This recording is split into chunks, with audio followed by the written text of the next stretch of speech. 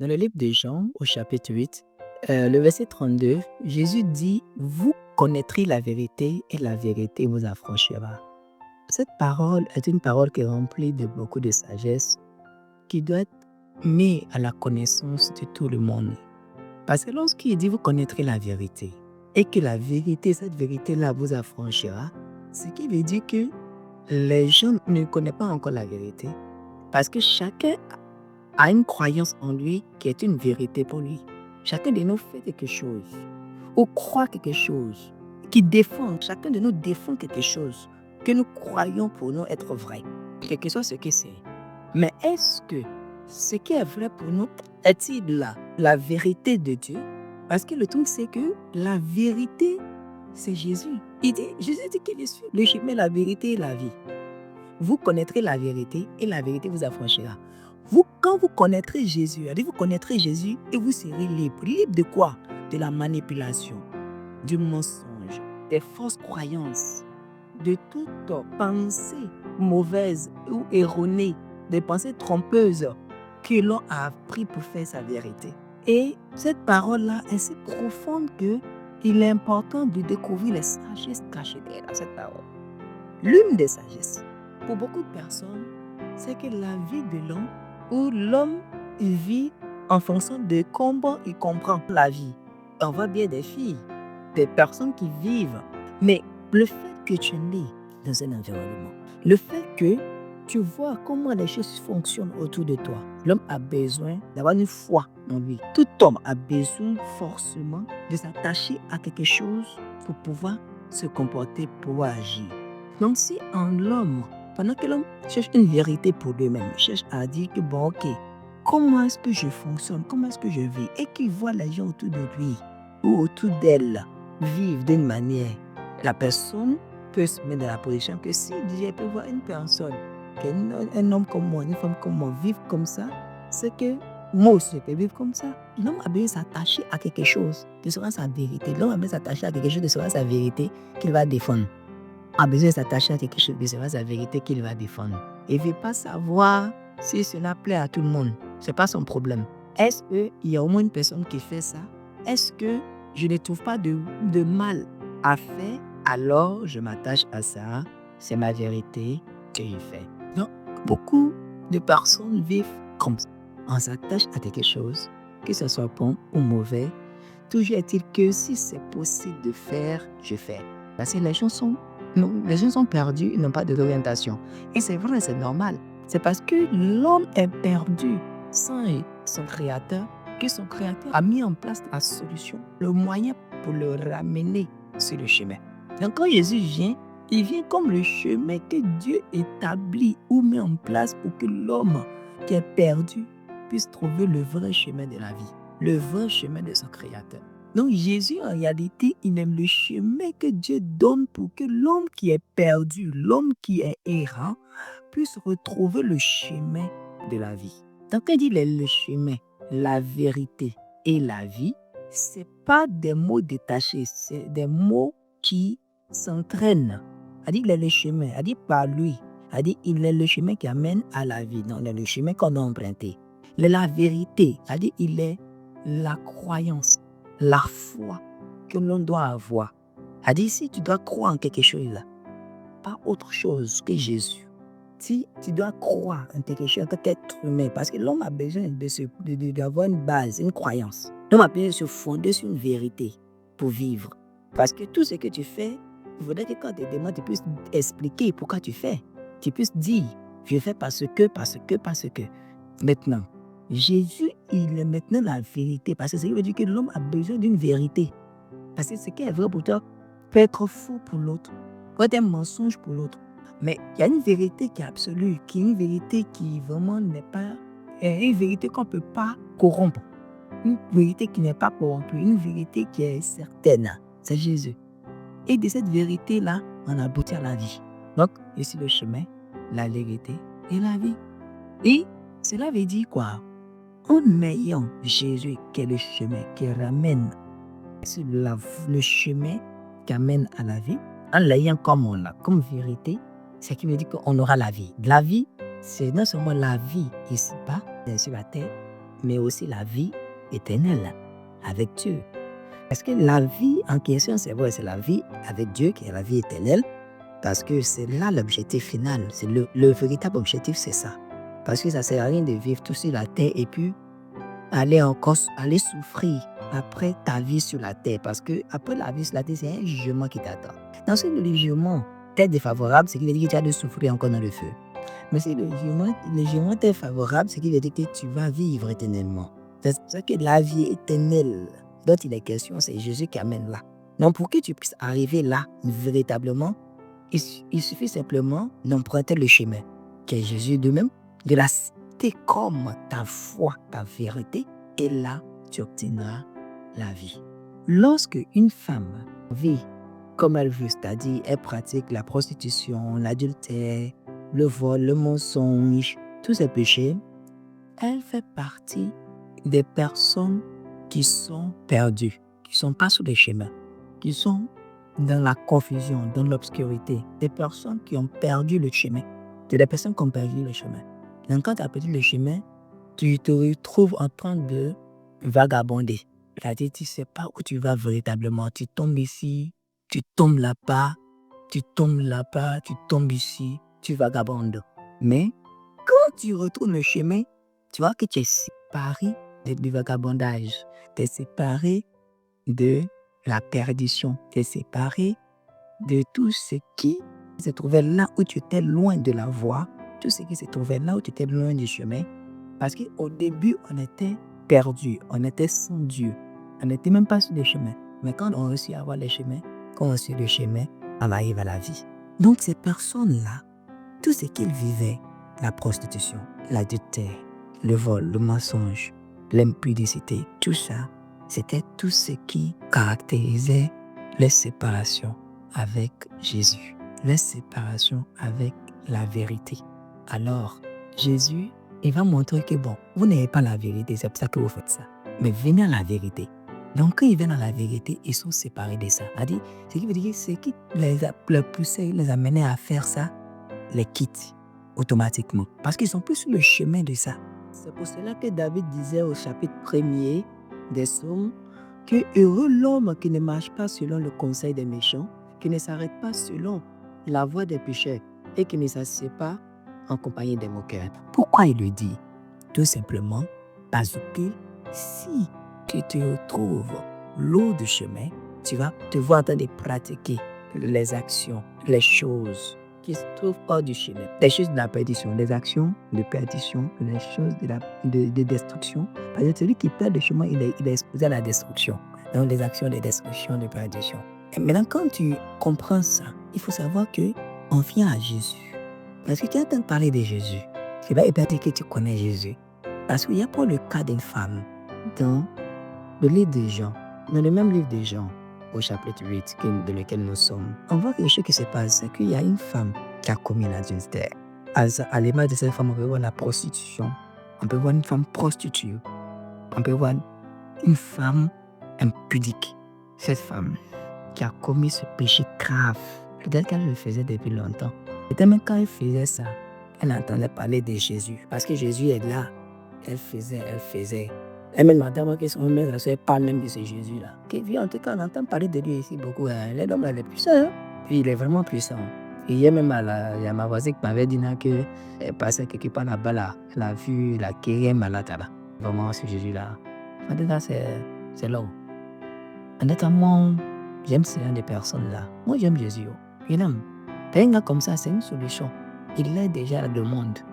Donc, il faut voir la femme en train de raconter des choses comme si véritablement elle le connaît vraiment. Mais elle parle de lui parce qu'elle entend parler de lui, parce qu'elle le voit.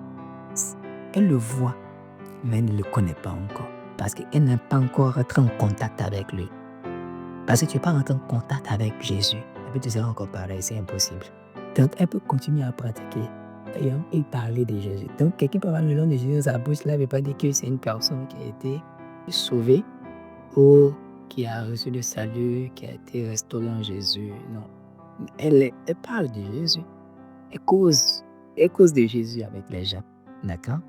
Mais le truc, c'est qu'il y a quelque chose qui manque. C'est qu'elle n'a pas encore Elle n'est pas encore entrée en contact avec Jésus. Elle était comment entrer en contact avec Jésus. Donc, tant que tu n'entres pas en contact avec Jésus, tu peux aller à l'église, tu entends parler de Jésus. Comment tu peux parler de Jésus? Tu peux réciter le verset, mais ta vie n'a jamais changé. C'est pour ça qu'on dit que ça semble se ressemble. Tu ne peux pas être en contact avec Jésus et puis avoir une nature contraire à celle de Jésus. C'est impossible. Tu peux passer à côté de Jésus. D'accord? Jésus peut être là et puis toi, tu viens, tu le regardes. Tu viens vers lui, mais tu n'es pas en contact avec lui. Toi, tu l'entends parler, tu le regardes, mais tu ne causes pas avec lui. D'accord? Tu ne parles pas avec lui, tu ne es pas en contact avec lui. Tu ne deviens pas un correspondant pour lui, une personne avec qui vous partagez des moments ensemble. Si tu ne deviens pas cette personne-là, mais c'est normal que tu peux peut-être raconter des choses de concernant parce que tu as participé à beaucoup de ces moments d'enseignement, voilà, tout ça. Mais tu n'as pas été en contact avec lui. Tu n'as pas été en contact avec lui. Mais lorsque tu rentres en contact avec lui, quelque chose passe. Quand tu rentres en contact avec Jésus, c'est comme si Jésus met son empreinte sur toi. C'est-à-dire, il dépose quelque chose en toi. Et il enlève quelque chose en toi. C'est ça Jésus. C'est ça de la vérité. C'est-à-dire, il vient déposer la vraie vérité, la vérité certaine. Et il enlève le mensonge qui te servait de vérité. C'est ce que Jésus fait en fait. Et parce qu'on l'a attrapé ce jour-là. Elle faisait ça longtemps en fait. Mais le jour où on l'a attrapé, on a encore attrapé, ils l'ont habillé devant Jésus. On a dit Jésus, voici celle-là. On l'a attrapé en flagrant délit. Sur les faits, c'est pas, on nous a dit, c'est pas on. Nous-mêmes on l'a attrapé sur les faits. Mais on sait ce que la loi a dit. La loi a dit, une telle femme-là, on doit la lapider à mort. Ça, c'est clair. Et puis, c'est normal qu'on la lapide à mort. Pourquoi? Parce qu'elle souille. Elle s'est souillée elle-même, qui est censée être le corps, le temple de Dieu. Elle s'est souillée elle-même. Par l'adultère, tu es en train de souiller la création, tu souilles la terre. Pratiquer l'adultère, pratiquer la prostitution, pratiquer l'impudicité, c'est souiller la terre, c'est souiller le monde. C'est se souiller soi-même et puis c'est souiller. Donc, c'est souiller, tu as souillé la création. Maintenant, qu'est-ce que Jésus va faire? Il est en train d'écrire. Il va baisser la tête en train d'écrire par terre. Le sol sur lequel il écrit, le sol caractérise la vie de la femme en fait. Le sol caractérise la femme. Ce que Jésus écrivait, c'est-à-dire le sol, ça caractérise l'homme. L'homme a été tiré du sol. L'homme a été tiré du sol. La terre, l'homme a été tiré de la terre. Donc, la terre, le sol a représenté l'homme, c'est-à-dire la femme en question. C'est sa vie, c'est le sol. Maintenant, ce que Jésus écrivait simplement une nouvelle histoire dans sa vie. Il écrivait qu'aujourd'hui commence une nouvelle histoire. Aujourd'hui, tu rentres en contact avec moi. Depuis longtemps, tu entends parler de moi. Depuis longtemps, tu parles toi-même de moi, mais tu ne me connais pas. Aujourd'hui, tu rentres en contact avec moi. Ta vie va changer aujourd'hui. Aujourd'hui sera la fin de ton égarement. Tu seras sur le chemin. Aujourd'hui sera la fin de ta mentalité, ton système de pensée, ta manière de croire, de voir les choses. Ta croyance qui t'a mené à te plaire dans la prostitution, dans l'adultère. Aujourd'hui, tu connaîtras la vérité. Et moi, je ne suis pas venu pour juger, pour te juger, mais je suis venu pour te libérer. Je ne suis pas venu pour les bien portants, je suis venu pour les malades. Pour ceux qui ont besoin de salut. Pour ceux qui ont besoin d'être libérés du joug du péché et du diable. Jésus écrivait, c'est plus Jésus écrivait en réalité en fait. C'est ce que Jésus écrivait. Il n'a pas besoin de regarder ses accusateurs. Pourquoi? Parce que en réalité, Jésus écrivait la vie de la femme. Parce que c'est à cause des personnes comme elle que Jésus est venu. Et il écrivait une nouvelle histoire. Il écrivait l'écriture, la parole. C'est la parole qu'il écrivait. Et l'écriture, c'est la parole. Donc, Jésus, il écrivait et parlait. En fait, c'est une parole qui relâchait la vie de la femme. Et quand il lève la tête, il dit simplement que celui parmi vous qui n'a jamais péché, qui n'a jamais péché, qu'il prenne la première pierre pour la lapider. Il continue encore à écrire. Allez, les deux ensemble, c'est toi ta vie qui m'intéresse. Les autres là, il faut les laisser, ils n'ont rien à faire. Ils n'ont rien compris au fait. Ils n'ont rien compris. Donc, moi, c'est ta vie là qui m'intéresse. Donc, j'écris sur ta vie. Donc Jésus s'occupe de la vie de la personne qui est venue. Les accusations, ce qu'il a fait, c'est pas ça. Ce qu'il a fait, c'est à cause de ça même qu'il est venu, pour la libérer de ça. Alors, il voit qu'ils sont partis, ils sont dispersés. Et il demande à la femme, où sont ceux qui t'accusent? Elle dit, tu sais plus voir personne. Il n'y a plus personne. Elle ne les voit plus. Et Jésus lui répondit, il dit, il ne te condamne pas non plus. Va, mais désormais ne pêche plus. C'est qu'il veut dire quoi? Il lui dit que moi-même là, il ne t'accuse pas. C'est pas ta faute. Parce que tu ne connais pas la vérité. Dans ces causes-là que tu pourrais faire ça. Mais aujourd'hui, tu es rentré en contact avec moi. Tu connais la vérité. Tu n'as plus droit à l'erreur. Ta vie change dès cet instant. Cette vie que tu menais là, elle n'est plus en toi. Elle est effacée de ta vie. J'ai écrit une nouvelle vie en toi. C'est-à-dire la vie d'une personne qui va pratiquer la sainteté de Dieu. Qui va pratiquer la vie de Dieu. Donc tu auras ma vie en toi dès cet instant. Parce que c'est moi-même qui suis l'écriture. L'écriture parle de Jésus. Donc ce que Jésus écrivait au fait, il disait que c'est lui l'écriture. Il s'inscrit sur la vie de cette femme-là. Mais il déposait son empreinte sur elle au fait. C'est que Jésus est en train d'écrire par terre, déposer son empreinte sur elle. C'est-à-dire elle va marquer toute la génération là, à partir de l'instant là même au fait. C'est-à-dire ils vont pas croire que c'est elle. Parce qu'il dépose une empreinte. C'est une empreinte que Jésus a déposée sur elle comme ça. Et il va dire que cette parole permet à ce que cette femme sache que Jésus veut la délivrer en fait. C'est-à-dire c'est elle-même qui sera dans un esprit de vengeance contre le diable ou contre le péché qui l'a maintenu captif dans cette vie de destruction. Donc c'est elle-même qui sera en train de lutter pour aider les autres femmes là à ce qu'il est là. Parce que la vie que Jésus a mis en elle là, elle va transmettre cette vie-là qui va prier sur les autres femmes afin d'être délirée. Cette vie-là que Jésus a mis en elle là, c'est cette vie-là qui va prier de cela, c'est que le royaume des ténèbres qui veut que ces femmes-là vivent l'adultère, la prostitution, puissent être détrônées, puissent être détruites, déracinées. Et c'est ce qui s'est passé avec elle. Donc, regardons aussi à notre vie. Est-ce que nous connaissons véritablement la vérité? Parce que Jésus a vécu sans péché. Donc la vérité que Jésus est là, c'est la vie sans péché. C'est la vie qui pratique la sainteté. C'est la vie de Dieu en nous. Donc il faudrait que si nous parlons de Jésus, si nous pouvons donner des versets de la Bible, si nous partons à l'église, si même nous prions, si même nous intervenons même dans le programme de culte dans notre église, mais si nous pouvons voir en nous la nature d'une personne qui est loin de la vérité, du chemin que Jésus est, d'une personne qui est loin de la vérité que Jésus est, alors arrêtons-nous. Arrêtons-nous même. Mettons stop. Ça, c'est pas pause. Mettons stop. Parce que cette femme-là, il a fallu qu'elle rentre en contact avec Jésus pour que sa vie change. Au lieu de la mort qu'elle a eu la vie. C'est l'image qui était là. Elle a dit, elle était destinée à mourir. Le salaire du péché, c'est la mort. Elle était destinée à mourir.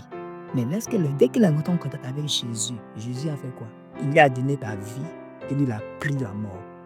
Au lieu de la mort, Jésus a fait quoi? Il a annulé la mort sur elle et il lui a donné la vie. Donc, stop à tout ce que tu fais. Stop. Parce que tu sais que tu es en train de pratiquer la prostitution. Tu sais que tu es en train de pratiquer quoi? L'adultère. Tu pratiques le vol, tu pratiques le mensonge, tu pratiques la vie de Satan. Maintenant, tu dis, toi, tu aimes Jésus, toi, tu connais Jésus, tu es enfant de Dieu. Non, Dieu là, c'est un fornicateur. Non, Dieu là, c'est un impudique. Non, Dieu là, c'est un prostitué. Dieu là, il fait la prostitution. Non, Dieu là, il vole. Dieu il meurt. Mais c'est que Dieu, il n'est pas ça. Dieu, il est. Ce qui veut dire que Dieu ne pêche pas. Donc, si toi, tu vis et puis tu te plains d'être en train de le faire, tu fais, et puis tu te plais à faire encore, tu peux refaire et tu trouver des justifications. Toutefois que tu peux t'exprimer des justifications personnelles par rapport au péché que tu commets, que toi-même tu sais que c'est un péché, pas parce que tu ne sais pas, tu sais que ce qu'il fait n'est pas bon. Mais tu peux te trouver des raisons pour continuer à faire. On devrait savoir que tu ne connais pas encore Jésus. Tu ne connais pas encore Jésus.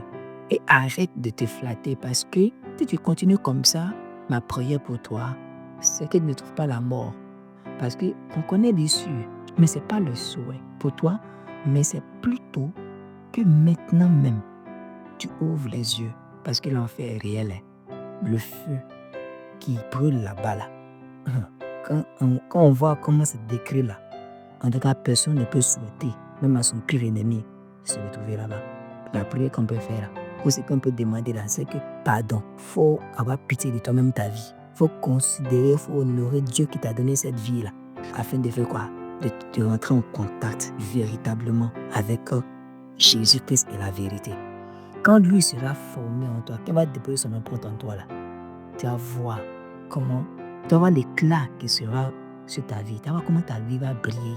Puis ta vie est en train de sombrer. Ta vie sombre, mais tu t'en rends pas compte. Ta vie est en train de sombrer, mais tu t'en rends pas compte. Avant que ça soit plongé complètement dans l'obscurité, où tu pourras même plus voir la lueur de la lumière, arrête. Arrête-toi, n'avance plus. Arrête-toi. Et cherche à rentrer en contact avec Jésus, afin qu'il dépose son empreinte sur toi. Et là, tu vas voir que tu as commencé à vivre la vie de Dieu. La vie de Dieu.